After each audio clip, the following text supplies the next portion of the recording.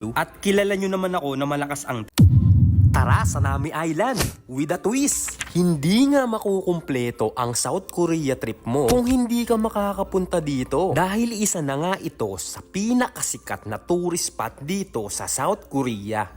Dahil kahit anong season nga ay napakaganda ng lugar na to.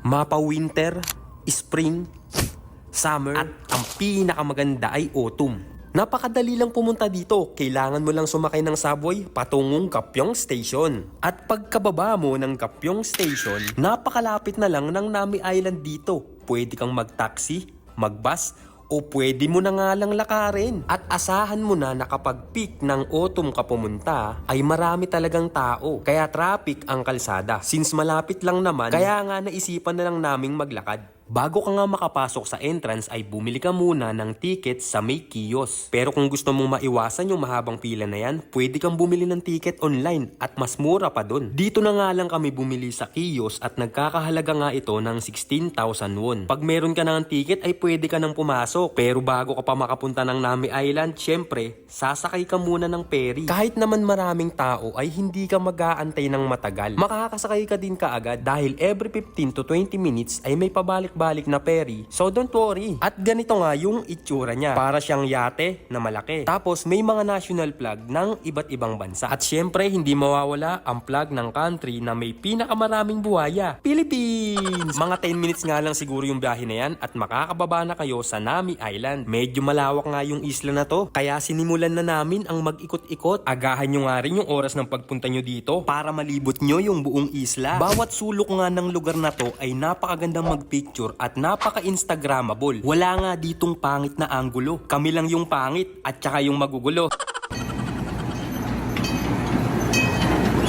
Hoy, ba't mo pinapara yan? Hindi yan jeep, hunghang ka ba? O tapos tingnan mo tong isa, kung saan na lang umiihi. Ang lakas ng trip, di ba? Since last year pa nga yung video na to, eto yung mga panahon na nagtrending si Carlos Yulo. Yung nakakarap top siya na blue. At kilala nyo naman ako na malakas ang trip. Pero nung mga panahon na yan ay medyo mahiyain pa ako. Kaya sinukat ko na nga lang muna at kumuha pa ako ng lakas ng loob para mag-crop top mamaya sa maraming tao.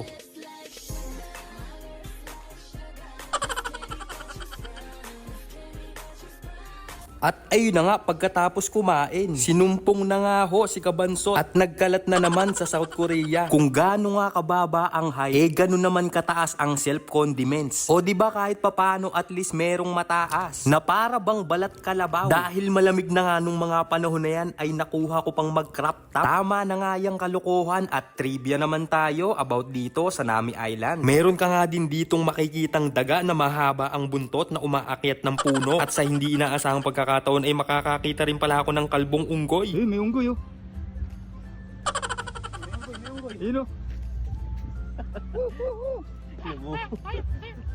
Alam mo ba na kapag tiningnan mo ang Nami Island mula sa itaas, ay hugis half moon ito? At kung interesado ka nga na pumunta dito, ang pinaka-the best na araw ngayong 2025 ayon sa weather forecast ay last week ng October to first week ng November. At alam mo ba na kaya sumikat ang Nami Island ay dahil sa K-drama na Winter Sonata?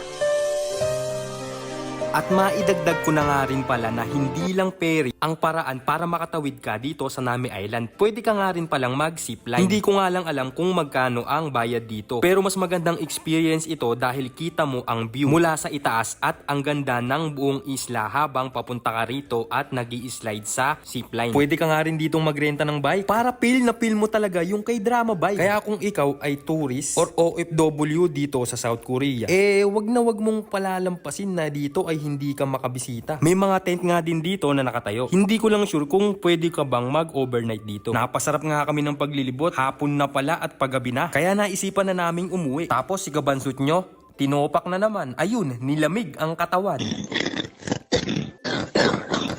So yun lang muna ulit. Bans Korea nga pala, Bansot. Pero mataas ang pangarap na gustong maabot.